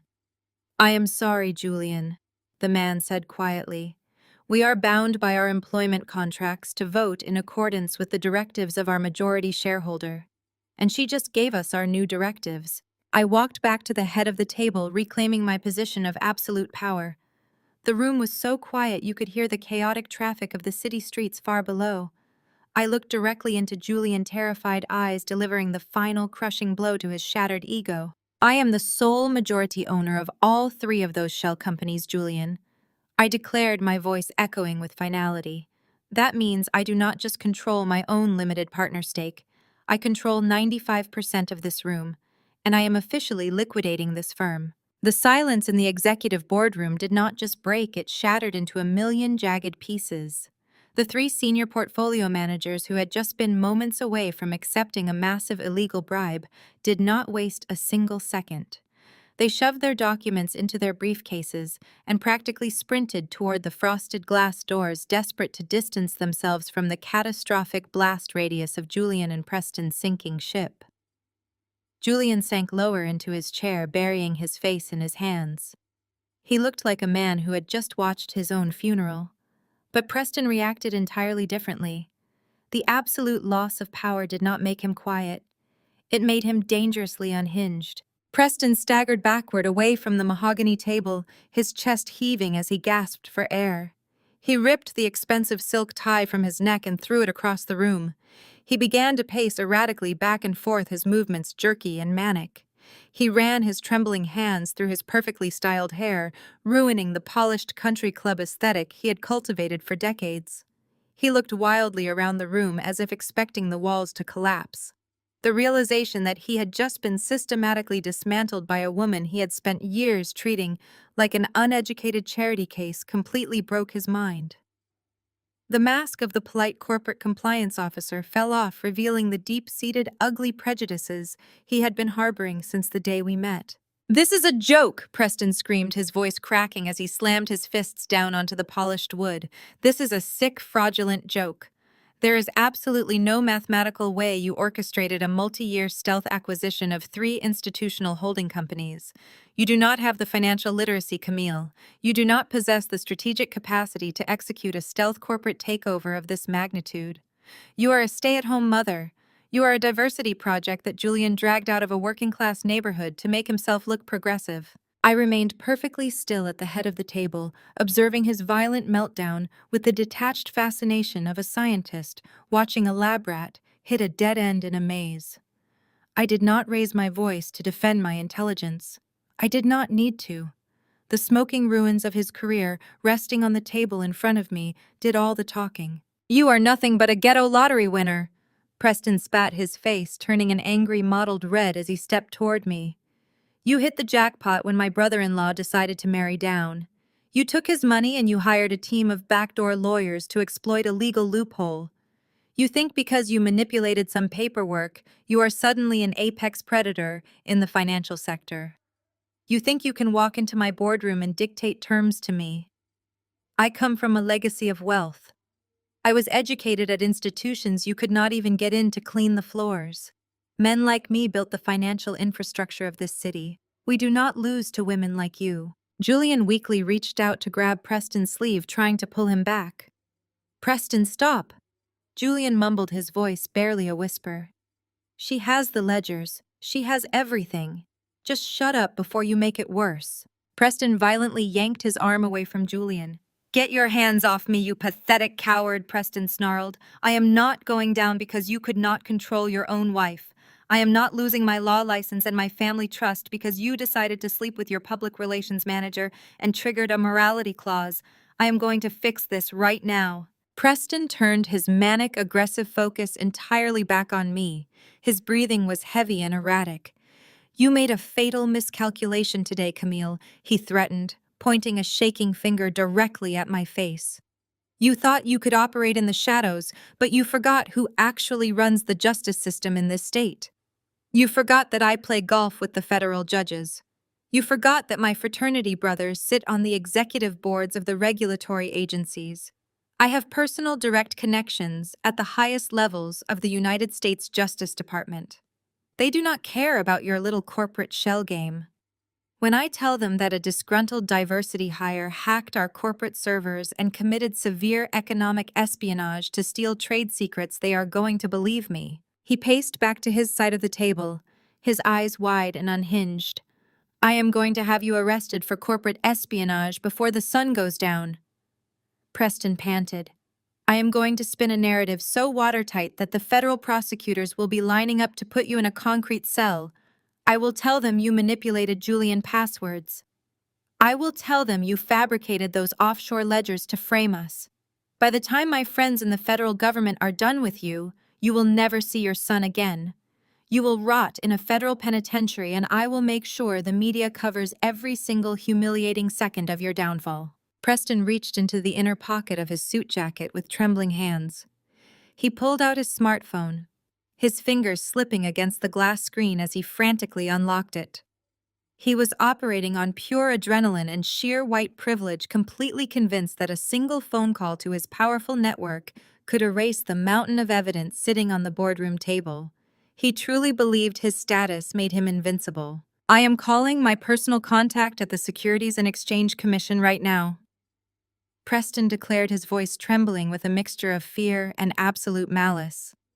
"He is the regional director of enforcement. I went to law school with him. I am reporting a hostile illegal takeover and massive cybercrime. You are going to be in handcuffs in under an hour, Camille. This is your absolute last chance to reverse the liquidation and surrender those documents." He held the phone up like a weapon, staring at me with venomous hatred as his thumb hovered over the call button. He desperately wanted me to panic. He wanted me to beg him to put the phone down. He wanted the terrified, submissive black woman to finally make an appearance. I slowly leaned back into the plush leather of the executive chair. I crossed my legs, smoothing the fabric of my crimson suit. I rested my elbows on the armrests and steepled my fingers together. I looked at his shaking hands and then up at his terrified, sweating face. I offered him a smile so devastatingly calm, it made the blood drain completely from his face all over again. I gestured gracefully toward the smartphone clutched in his sweaty palm. Put it on speaker, Preston. The air in the boardroom was so thick it felt hard to breathe. Preston stood frozen with his smartphone clutched tightly in his sweaty hand. His thumb hovered over the screen. He had fully expected me to panic. He had expected me to lunge across the mahogany table and beg him not to ruin my life. Instead, I leaned back against the soft leather of the executive chair, crossed my legs, and offered him a look of profound boredom. I gestured gracefully toward the device. Put it on speaker, Preston. I said, my voice steady and completely devoid of fear. Let your powerful friends in the federal government hear every single word. Julian let out a ragged, desperate breath from his side of the table. Preston, do not do it. Julian whispered, his voice cracking with absolute terror. Put the phone down. She wants you to make the call. She is baiting you. But Preston was far too blinded by his own toxic arrogance and deep-seated prejudice to listen to reason. He genuinely believed that his elite education and his historic fraternity connections made him untouchable. He believed that the Old Boys Network would always protect him against a black woman from a working-class background. He glared at me with pure venom, his face still flushed an angry red. He pressed the speaker button and set the phone down aggressively on the polished wood surface. The dialing tone echoed loudly through the cavernous boardroom. 1 ring, 2 rings, 3 rings. With every passing second, the tension in the room ratcheted higher. Finally, the line connected with a sharp click. Director Office, this is Richard speaking. A deep, authoritative voice answered on the other end. Richard, it is, Preston. Preston said immediately, forcing a hearty, familiar tone into his voice. He was desperately trying to project the image of a powerful man casually calling in a favor from an old friend. I need your help right now.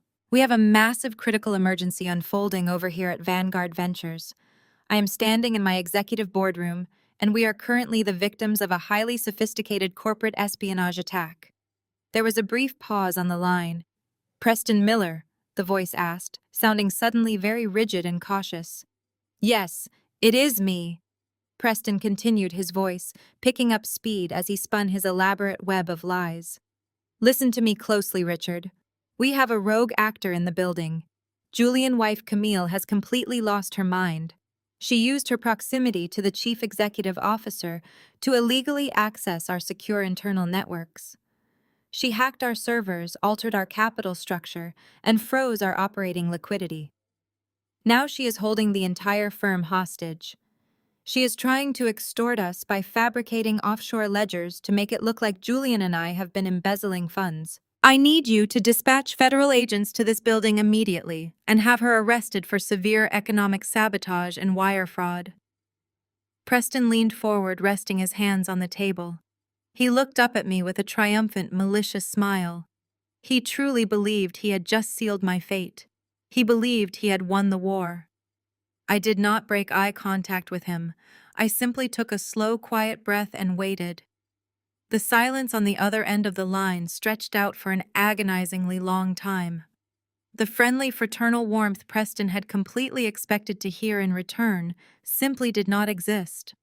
When the regional director of enforcement finally spoke, his tone was icy detached and incredibly formal. Preston, the director, said, his voice echoing sharply from the small speaker. I need to inform you that you are currently speaking on a recorded federal line. Anything you say is being documented for the official record. Are you fully aware of this?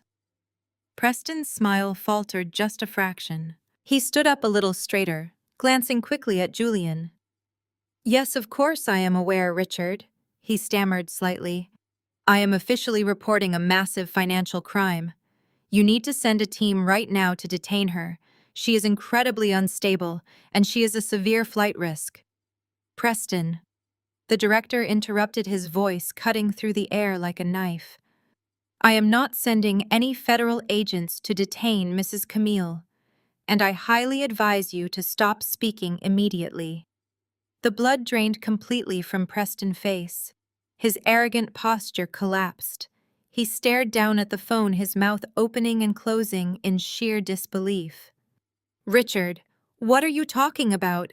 Preston asked, his voice trembling with sudden raw panic. "You are the director of enforcement. She is destroying a billion-dollar venture capital firm. You have to intervene." "We are already intervening," Preston, the director, stated coldly. "We are fully aware of the catastrophic situation currently unfolding at Vanguard Ventures. But we did not receive an anonymous tip about your wife, Mr. Julian. And we certainly did not receive a report about corporate espionage." The room was so quiet that the sound of Julian hyperventilating was the only noise besides the voice on the phone. "We received a highly detailed 400-page forensic audit." The director continued, the heavy weight of his words crushing the two men at the table. "We received it directly from Mrs. Camille. It was personally delivered to my desk at 6:00 this morning by her legal team. It contains certified banking ledgers, unredacted emails, and complete transaction histories detailing exactly how you and Julian have been siphoning management fees and artificially inflating startup valuations for the past 4 years." Preston let out a choked, desperate sound. He grabbed the edge of the mahogany table, his knuckles turning completely white. "The audit also provided us with the exact routing numbers for 3 offshore shell companies located in the Cayman Islands," the director said, finishing them. "You both need to secure a criminal defense counsel immediately." The call dropped. Julian wept loudly. The sharp click of the disconnected phone line echoed in the cavernous boardroom like a final judge ruling. Julian wept loudly, his face buried in his arms, as the reality of his impending federal indictment crushed the last remaining fragments of his ego.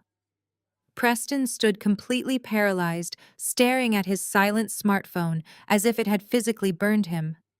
He had played his ultimate trump card, leveraging his elite fraternity connections and his white privilege, only to discover he had called the very executioner I had personally armed with the evidence of his crimes. The silence in the room was suffocating, but it was violently shattered just moments later. The heavy double doors of the executive boardroom swung open for a third time. If a camera were positioned near the floor, capturing a low-angle tracking shot, it would have perfectly framed the imposing arrival of my in-laws. Beatrice and Carlton marched into the room, flanked by 3 high-priced defense attorneys who carried themselves with the ruthless swagger of men who charged $1,000 an hour. Beatrice wore a stark white designer suit, her signature pearls resting against her collarbone. She walked with her chin held high, projecting the absolute authority of a matriarch who believed her historic Atlanta lineage made her virtually invincible. Carlton walked beside her, leaning slightly on his silver-handled cane, scanning the room with cold, calculating eyes. They had clearly rushed over the moment Julian sent his initial panic text about my arrival, but they were entirely too late. They expected to find an unruly daughter-in-law throwing a domestic tantrum that could be easily managed with a few legal threats and some harsh elitist discipline. When Beatrice saw her golden boy weeping at the mahogany table, she did not run to comfort him. Instead, she fixed her venomous gaze entirely on me. "You have gone completely mad, Camille," Beatrice declared, her voice ringing with sheer aristocratic fury. She stepped forward, motioning for her expensive lawyers to spread their documents across the table. "You think you can march into my son business and create this kind of chaotic spectacle? You think you can use your petty financial tricks to embarrass this family? We received frantic messages from Preston stating you were attempting to freeze the corporate liquidity pool. We are here to put an absolute end to this ridiculous behavior right now. You are going to instruct your holding company to release those funds immediately before we have you legally committed for a severe psychiatric breakdown." I remained perfectly seated in the plush executive chair, watching their coordinated display of intimidation. "You are too late, Beatrice," I replied, my voice completely calm and devoid of intimidation. "There are no funds left to release. I have officially triggered a total liquidation of Vanguard Ventures, and your son and your son-in-law are currently waiting for federal agents to arrive and arrest them for massive wire fraud." Carlton slammed his cane against the hardwood floor. "Do not speak to my wife with that insolent tone," he barked, his face turning an angry shade of red. You do not understand the catastrophic damage you are causing, Camille. You are not just hurting Julian, you are attacking the foundational wealth of this entire family. When Julian established this firm, he needed substantial backing to secure his initial institutional investors. Beatrice and I put up our historic Buckhead estate and our lifetime country club equity as direct collateral to guarantee his first massive line of credit. Beatrice stepped closer to the table, her perfectly manicured hands shaking with rage. If you force a total liquidation today, the creditors will immediately seize our ancestral home, she yelled, dropping her composed facade. You will make us completely homeless. You will strip us of the social standing we have spent 4 decades building in this city. You will ruin our legacy over a petty domestic dispute. You cannot possibly be selfish enough to destroy generations of black wealth just because Julian had a meaningless brief affair with Maya. Carlton raised his hand, signaling Beatrice to calm down. He adjusted his expensive jacket and tried to switch his tactics, adopting a sickeningly patronizing tone. He actually believed he could manipulate me with the promise of social acceptance. Listen to me, Camille, Carlton said, softening his voice to a low, persuasive register. We understand you are feeling incredibly hurt right now. Julian made a terrible mistake, and we are fully prepared to hold him accountable for his marital indiscretions. But destroying the family empire is not the answer. We are willing to offer you a very generous compromise today. If you reverse the liquidation and drop this hostile corporate takeover, we will officially forgive you for this massive disruption. We will welcome you back into the family fold with open arms. Beatrice will personally ensure your social standing is fully restored. We will get you back on the charity boards and the gala committees. You can go back to being the respected wife of a prominent chief executive. We can pretend this entire ugly situation never happened. They honestly thought the ultimate prize for a black woman from a working-class background was the conditional acceptance of their elitist country club circle. They thought I would trade my billion-dollar empire just to be allowed back at their dinner table. I slowly leaned forward, placing my hands flat on the polished mahogany. I picked up the small black remote for the digital projector. I did not say a single word as I pressed the button. The complex corporate ownership charts vanished from the bright white screen behind Julian. They were instantly replaced by a high-resolution scan of a legal property deed. It was the original master deed to their massive historic Buckhead estate. Beatrice gasped, taking a stumbling step backward. Her eyes darted frantically across the legal text displayed on the screen. Carlton gripped his cane so tightly his knuckles turned completely white. When Julian took out that massive initial line of credit, using your ancestral home as collateral, he went to an anonymous private equity firm. I explained, my voice slicing through the heavy silence of the boardroom. You assumed you were dealing with a faceless corporate bank.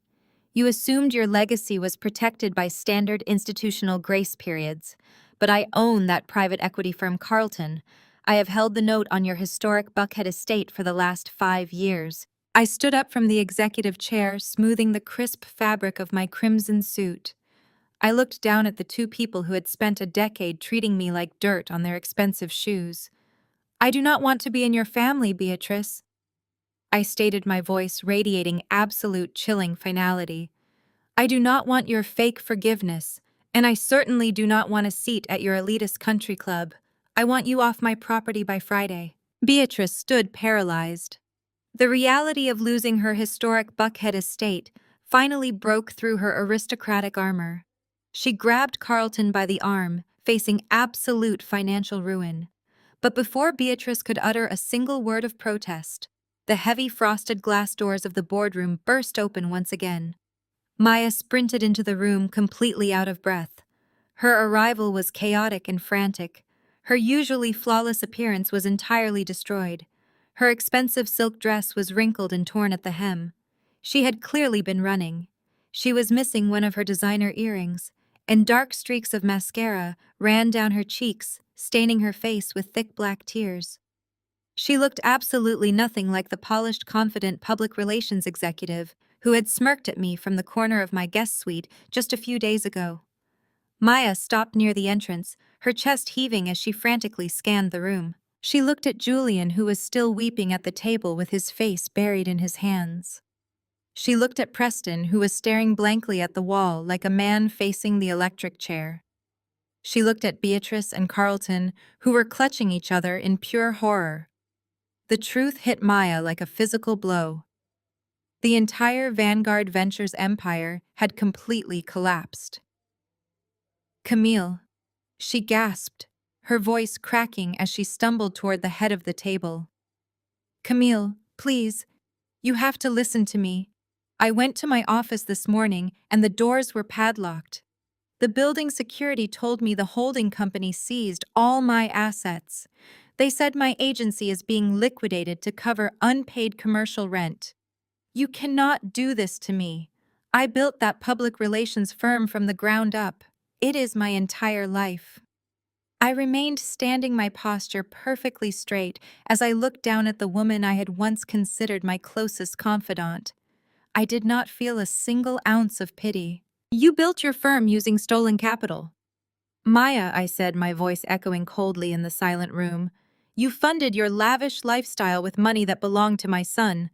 Maya let out a desperate sob and did the absolute unthinkable. She dropped entirely to her knees right there on the hardwood floor in front of everyone. She crawled forward, reaching out with trembling hands to grab the hem of my crimson suit. I took a deliberate step backward, refusing to let her touch me. "Please, Camille," she begged, looking up at me with wild, pleading eyes. "You have to forgive me. We have been best friends since our freshman year at Spelman. We are sisters. You know my heart. I never wanted to hurt you. Julian manipulated me. He is a monster, Camille. He preyed on my insecurities. He told me that your marriage was completely over. He promised me that he was filing for divorce months ago. He said you were emotionally detached and that he was incredibly lonely. He made me feel like I was the only person in the world who truly understood the immense pressure of his career. I was stupid and weak, and I fell for his lies." Julian raised his head from the table, his eyes bloodshot and furious. "You lying snake!" Julian spat, his voice hoarse from crying. "You pursued me, Maya. You practically threw yourself at me at every single charity gala. You wanted access to my investors. You wanted my money." I waved my hand, silencing Julian immediately. I kept my focus entirely on Maya, who was still kneeling on the floor weeping hysterically. "Do you really expect me to believe you are a victim, Maya?" I asked, keeping my tone perfectly measured.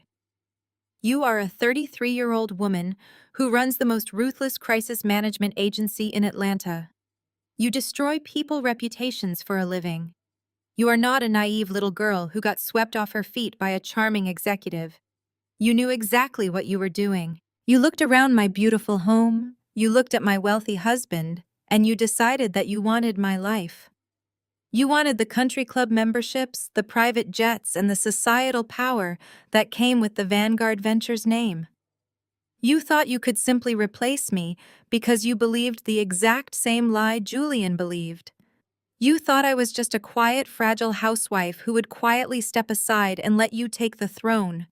Maya shook her head violently, tears flying from her face. "No, Camille. I swear to you that is not true. I was manipulated. I love you. You are my best friend. Please do not take my business away from me. I will do anything. I will publicly apologize. I will give back everything he bought me. Just please give me my agency back. I cannot be bankrupt. I will be a laughingstock in this city. I will lose everything I have ever worked for." She pressed her hands together in a prayer motion, sobbing uncontrollably. The sheer desperation radiating from her was pathetic. She was not crying because she had betrayed her best friend. She was crying because she had finally run out of other people money to spend, and the social elite of Atlanta were about to watch her fall from grace. I took a slow, deliberate step forward, closing the distance between us. I slowly bent down, crouching so that my face was perfectly level with hers. Maya flinched slightly, but she looked into my eyes, desperately searching for a single shred of mercy or nostalgia for our past friendship. She found absolutely nothing but a cold, endless void. I reached out gracefully and placed my index finger under her chin. I gently lifted her face, forcing her to maintain direct eye contact with me. My voice dropped to a razor-sharp whisper that cut straight to her core. "You did not steal my husband, Maya," I said, enunciating every single word with deadly precision. "You took out the trash. But the $2 million business loan Julian gave you, that was my money, and I am officially calling in the outstanding debt." Maya collapsed entirely onto the hardwood floor, folding in on herself like a crushed paper doll. The realization that I was not just taking her public relations agency, but also seizing her personal assets to satisfy a $2 million corporate debt completely broke her mind. She wept loudly, her forehead resting against the cold floor, begging for a mercy I simply did not possess. I stepped back away from her trembling form and turned my attention toward the massive floor-to-ceiling glass windows that lined the far wall of the executive boardroom. Outside, the sun had completely set over the Atlanta skyline, casting the city in a sea of glittering gold and white lights. But down below on the busy city streets, a different kind of light was beginning to flash. A slow, creeping reflection of bright red and piercing blue began to dance across the reinforced glass of the boardroom windows. The flashing colors painted the dark mahogany walls in rhythmic, sweeping strokes. The sirens were still too far below to be heard through the thick, soundproof glass, but the visual confirmation was absolute. The federal authorities had arrived. Carlton noticed the flashing lights first. He walked unsteadily toward the windows, leaning heavily on his silver-handled cane. He looked down at the street level and let out a sound that was half gasp and half groan. Beatrice rushed to his side, pressing her manicured hands against the glass. The matriarch of the family watched in absolute horror as a fleet of black sport utility vehicles and marked police cruisers aggressively blocked the main entrances to the Vanguard Ventures skyscraper. Heavily armed federal agents wearing tactical vests began pouring out of the vehicles securing the perimeter of the building. The flashing red and blue lights illuminated Beatrice's pale, terrified face. The generational wealth she had weaponized against me her entire life was about to be seized by federal agents. Her precious country club reputation was about to become front-page news on every major financial blog in the country. Preston stumbled backward away from the table, his chest heaving. "The authorities are here," Preston shouted, his voice cracking with pure panic. "They are locking down the building. We are trapped. They are going to freeze everything. My law license is gone. My trust fund is gone. We are going to prison, Julian. We are going to federal prison." Julian's head snapped up. He looked at the flashing lights reflecting off the boardroom walls, and the final shred of his arrogant executive persona vanished completely. He was no longer the golden boy of the Atlanta financial world. He was a cornered criminal who was moments away from being hauled out of his own building in handcuffs. He scrambled up from his chair, knocking it over in his frantic haste. He practically threw himself across the room, stopping just inches away from where I stood. "Camille, please," Julian begged, his voice dropping to a desperate, frantic whisper. He reached out, grabbing my forearms with sweaty, trembling hands. "You have to call them off. You have to tell them this was a massive misunderstanding. Tell them we are going through a bitter divorce and you overreacted. Tell them the offshore accounts were just a standard tax mitigation strategy. You have the power to stop this right now." I looked down at his hands gripping my crimson suit jacket. I did not pull away. I simply stared at his fingers until he nervously released his grip and stepped back. "I cannot call off a federal investigation, Julian," I stated calmly, smoothing the fabric of my sleeve. "You committed massive wire fraud. You forged financial ledgers and submitted them to a family court judge.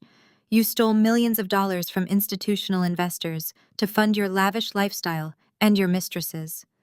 The federal government does not care about our marriage. They care about the massive scale of your economic crimes and the severe violation of federal securities law." Julian shook his head violently, refusing to accept reality. "No, you can fix this, Camille," he insisted, tears streaming down his handsome face. "You control the holding companies. You hold all the debt. If you sign a corporate waiver right now releasing us from the liability, we can make a deal. I will give you anything you want. I will sign over full physical and legal custody of Leo today. I will not fight you in family court. I will give you sole decision-making power. You can raise him however you want. Just let me access the private elevator. Let me get to the roof and take the company helicopter to the airport. I have a private jet waiting. I can get to a non-extradition country before the agents breach this floor. Just give me a 24-hour head start. I will disappear forever. He was actually bargaining with our son to save his own skin. He was willing to sign away his only child just to escape federal prison. The sheer cowardice radiating from him was staggering. When I did not immediately respond, Julian changed his tactics. He tried to weaponize nostalgia. He tried to use the history we shared to gaslight me into submission one final time. He took a step closer, softening his voice, trying to manufacture a look of deep, soulful love. "Camille, look at me," Julian pleaded, his eyes wide and desperate. "Think about college. Think about the day we met on campus. We built this dream together. I loved you. I really loved you from the very beginning. I know I lost my way. I know the immense pressure of running this firm changed me, and I made terrible, unforgivable mistakes. But underneath all of this chaos, I am still the man who promised to take care of you. We were supposed to take over this city together. You cannot let them put me in a concrete cell. You cannot let the father of your child go to federal prison. Please, Camille, I am begging you, remember who we used to be." He reached out again, trying to take my hand. He honestly believed that underneath my tailored suit and my billions of dollars, I was still the naive working-class girl who desperately craved his validation. He thought a few sweet words and a fake apology would magically erase a decade of his narcissistic abuse. I smoothly sidestepped his reach. I did not feel a single ounce of pity or heartbreak. I slowly raised my left arm, pushing back the cuff of my crimson suit jacket to reveal my diamond-encrusted Cartier watch. I looked at the delicate hands sweeping across the watch face, tracking the precise passing of time. The heavy thud of combat boots and the loud static of police radios began to echo faintly from the hallway outside the executive boardroom. I looked up from my watch and met Julian terrified, pleading eyes. My expression was perfectly serene, radiating absolute chilling finality. "I gave you an ultimatum on our son's birthday, Julian." I stated, my voice cutting through the panic of the room with deadly precision. "Now your time is up." The final syllable of my sentence had barely faded into the heavy air when the violent reality of my promise finally broke through the walls of Vanguard Ventures. The muffled sounds of heavy combat boots and crackling police radios that had been echoing in the corridor outside suddenly amplified into a deafening roar. If a camera were capturing this precise moment, it would abandon the smooth cinematic glides of the evening and switch to a fast, chaotic panning motion. The lens would whip frantically across the room, perfectly mirroring the sheer panic exploding inside the executive boardroom. The massive frosted glass double doors did not just swing open, they were aggressively kicked inward with a terrifying bone-rattling crash. The heavy mahogany wood slammed violently against the interior walls, shattering the polished illusion of corporate invincibility. A highly coordinated flood of federal authorities swarmed into the room. Over a dozen agents wearing dark tactical windbreakers with bright yellow lettering plastered across their backs moved with terrifying military precision. Right behind them entered a team of regulators wearing crisp suits and flashing gold badges from the Securities and Exchange Commission. They immediately fanned out across the sprawling boardroom, securing every single exit and blocking the private elevator banks. The sheer, overwhelming presence of federal law enforcement completely suffocated the elitist arrogance that had defined this space for years. Maya let out a piercing shriek from her place on the hardwood floor, scrambling backward until her spine hit the glass windows. Beatrice clutched her pearl necklace so tightly, the string snapped, sending tiny white spheres bouncing across the floor like scattered hail. Carlton dropped his silver-handled cane and leaned heavily against the wall, gasping for breath, as he watched his family empire disintegrate in real time. Julian stumbled away from me, holding his hands up in the air as if surrendering to an armed enemy. His handsome face was entirely distorted by raw, primal terror. But even in the face of a massive federal raid, Julian's narcissistic survival instincts kicked into overdrive. He could not accept that he was the primary target.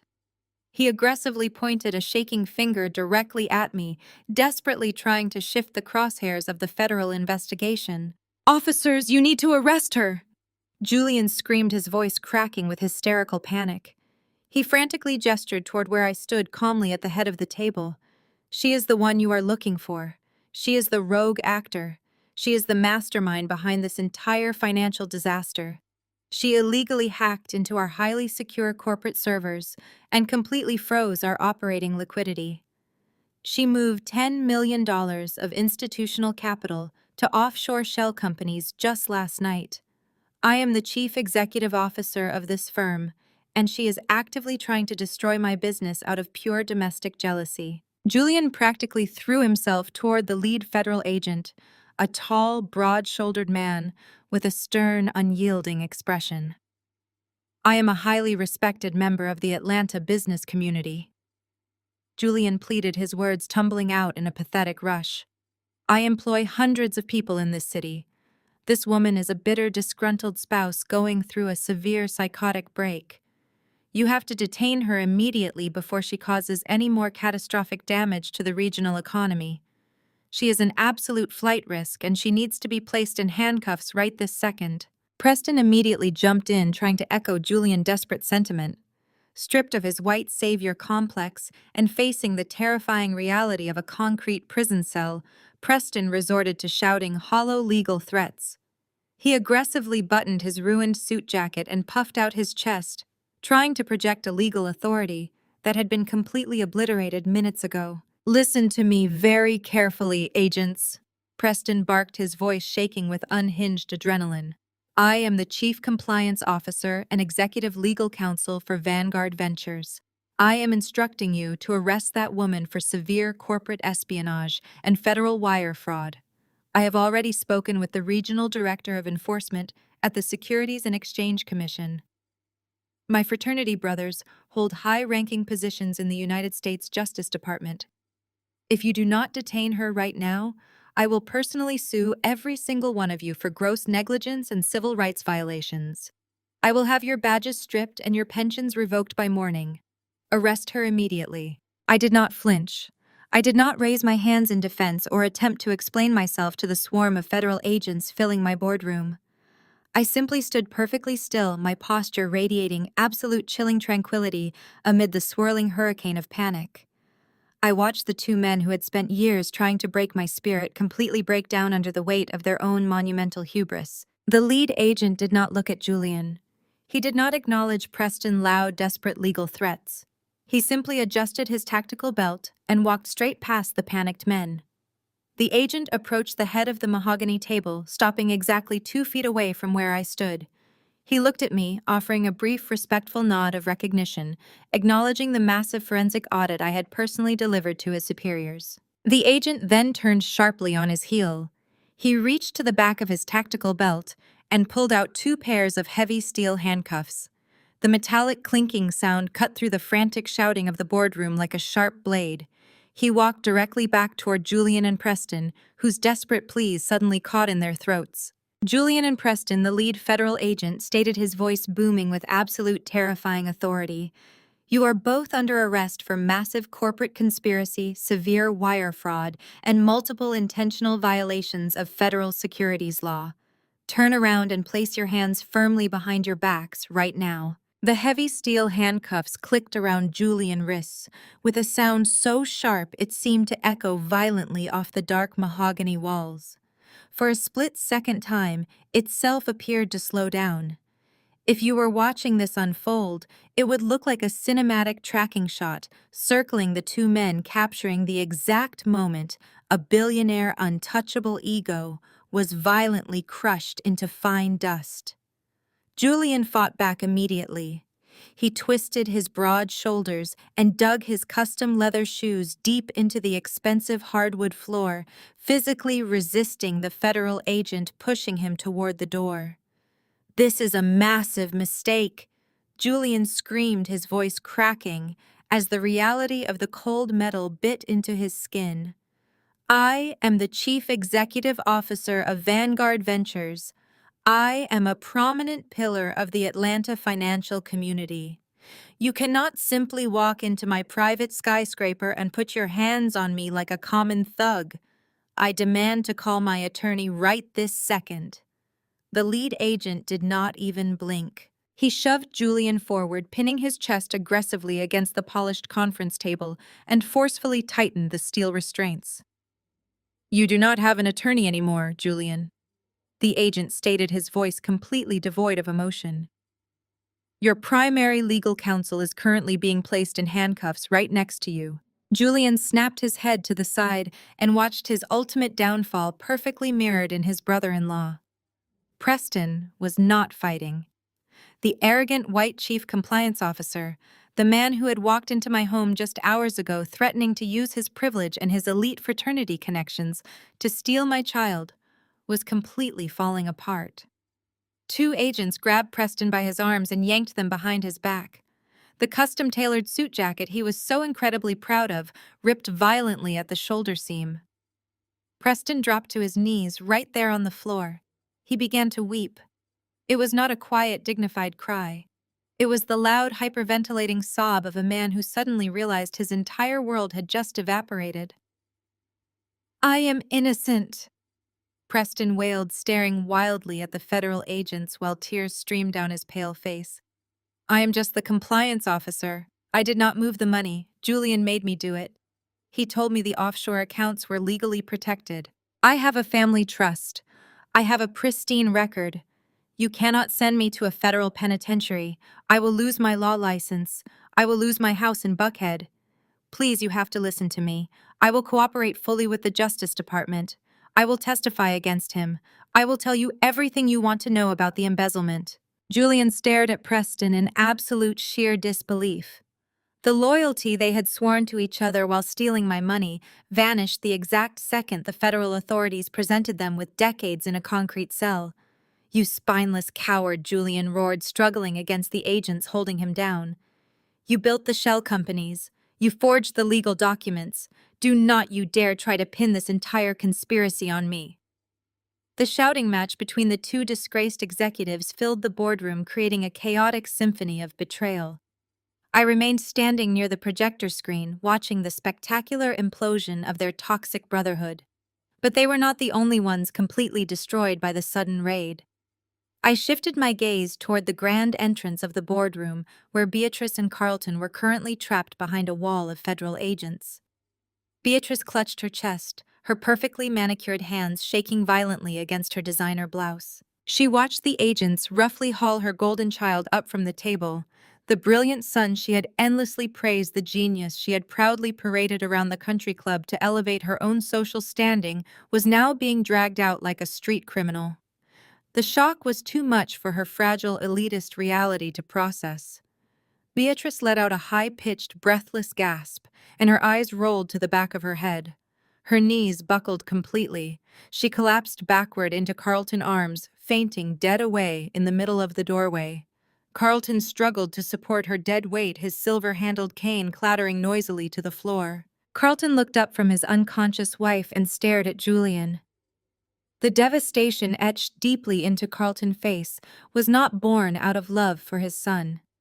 It was born out of the horrific realization that the federal government was about to seize his historic estate and freeze his entire generational wealth to repay the debts Julian had accumulated. The elite dynasty they had spent 40 years building was officially dead. The lead federal agent grabbed Julian by the bicep and began marching him toward the exit. The rest of the tactical team moved in to secure the remaining documents and laptops scattered across the table. Maya was still huddled in the corner, sobbing uncontrollably as an agent handed her a subpoena for her public relations firm. The entire room was a graveyard of broken egos and shattered bank accounts. As the agents dragged Julian toward the frosted glass doors, his path brought him directly past where I stood. He dug his heels into the floor one last time, forcing the agents to momentarily pause right in front of me. His handsome face was covered in sweat and tears. The sheer terror in his eyes was absolute. He looked at me, his chest heaving as he desperately searched my face for any lingering trace of the quiet, submissive wife he had married. "Camille, please." Julian begged, his voice dropping to a frantic, pathetic whisper. "Tell them this is a terrible mistake. Tell them we are family. I know you are angry, but you cannot let them take me away in chains. I am the father of your child.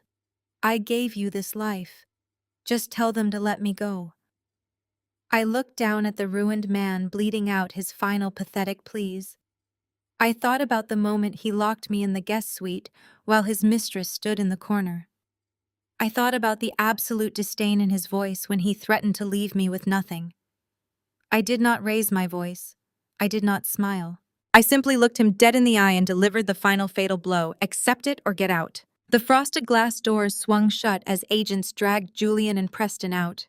Their frantic shouting grew fainter, swallowed by the elevator descending toward the lobby. I remained standing at the polished mahogany table, letting the profound silence of victory wash over me. The executive boardroom, which had served as the ultimate symbol of their untouchable arrogance, had been transformed into an active federal crime scene. Dozens of agents wearing tactical gear moved purposefully throughout the expansive room. They aggressively disconnected computer monitors, yanked cords from the wall sockets, and boxed up every single corporate hard drive. The magnitude of the raid was breathtaking. They were dismantling the Vanguard Ventures empire piece by piece, bagging the physical evidence of Julian and Preston, staggering financial crimes.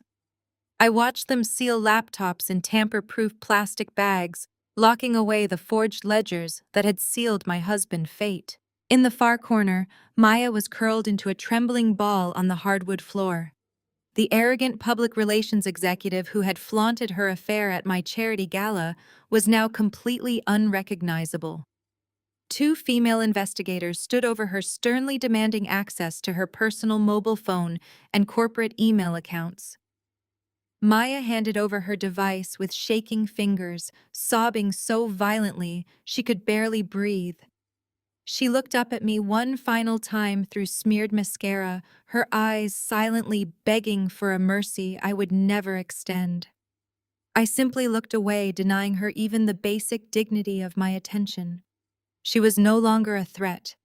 She was just another seized asset in a massive federal fraud investigation. Near the grand entrance, Carlton was kneeling on the floor, desperately trying to wake up Beatrice. The powerful matriarch of the family remained completely unconscious, her expensive pearl necklace lying in shattered fragments all around her. Carlton patted her cheek gently, his hands trembling with the terrifying realization of their new reality. He looked up from his wife and met my gaze. The cold, calculating arrogance that usually defined his aristocratic face had been wiped clean. He looked like a hollow, broken man. He knew that the moment Beatrice woke up, he would have to explain that their historic legacy was officially dead, and they were entirely to blame. A senior regulator from the Securities and Exchange Commission approached me carrying a thick stack of official legal documents. He was accompanied by the lead forensic auditor who had personally reviewed the extensive dossier I delivered that morning. They stopped at the head of the table, offering me a look of profound professional respect. They knew they were not dealing with a hysterical housewife. They knew they were dealing with the true financial mastermind of the operation. "Madam Chief Executive," the senior regulator said, his voice steady and polite, "we have secured the premises and locked down the internal network. We need your signature on the final corporate liquidation declarations to initiate the immediate asset forfeiture process." I pulled out my fountain pen and sat down gracefully in the plush leather executive chair. I smoothed the crisp fabric of my crimson suit and pulled the documents toward me. I did not hesitate for a single second. I signed my name with sharp, elegant strokes, permanently dissolving the corporate structure of Vanguard Ventures. I pushed the signed papers back across the mahogany table, transferring absolute legal control of the wreckage over to the federal government. The regulator carefully inspected my signatures and placed the documents into his secure briefcase. "As you detailed in your forensic audit," he explained, keeping his tone strictly professional, Julian and Preston utilized heavily leveraged personal assets to secure the initial collateral for their fraudulent holding companies. Because they deliberately forged federal financial ledgers to hide stolen institutional capital, all of those leveraged assets are now subject to immediate federal seizure. Carlton let out a strangled gasp from his place on the floor. He slowly stood up, leaning heavily on his silver-handled cane. "What exactly does that mean?" Carlton croaked, his voice shaking with absolute dread. He hobbled a few steps closer to the table, terrified of the answer. The federal agent turned to look at Carlton with zero sympathy. "It means that the United States Justice Department is officially seizing every single asset tied to this corporate entity," the agent stated clearly. "That includes the corporate bank accounts, the luxury vehicles, and the offshore shell companies. But more importantly, it includes the properties listed as direct financial collateral. The historic Buckhead estate and the lifetime equity memberships at the country club are being seized today. The federal government will liquidate those specific properties to provide immediate financial restitution to the primary liquidity provider whom they defrauded." Carlton staggered backward as if he had been physically struck in the chest. "You are taking our home?" he whispered, staring blindly at the federal agent. "You are throwing us out on the street." "You threw yourselves out on the street, Carlton," I said, my voice slicing through the boardroom with chilling precision. "You offered up your ancestral home to fund your son's massive ego, and you turned a blind eye to his blatant criminal activities because you loved the social status it provided. You gambled your entire generational wealth on a man who lacked the basic intelligence to read his own contracts. You lost the bet. The federal government is simply collecting the debt on my behalf." Two tactical agents stepped forward, firmly grasping Carlton by his arms. "You need to vacate this commercial property immediately, sir," one agent ordered.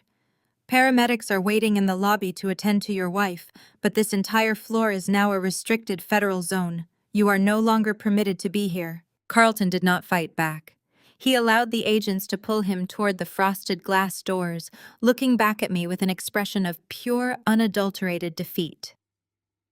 I watched the agents carefully lift Beatrice onto a medical stretcher, wheeling the fallen matriarch out of the boardroom and effectively out of my life forever.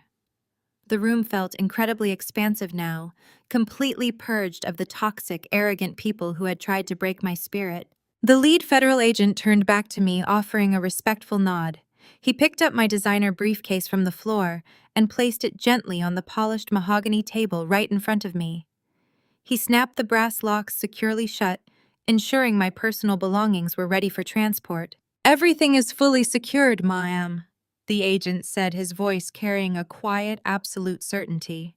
"Your security detail is waiting for you in the private elevator bank. We have cleared the perimeter and the airspace is clear for your departure."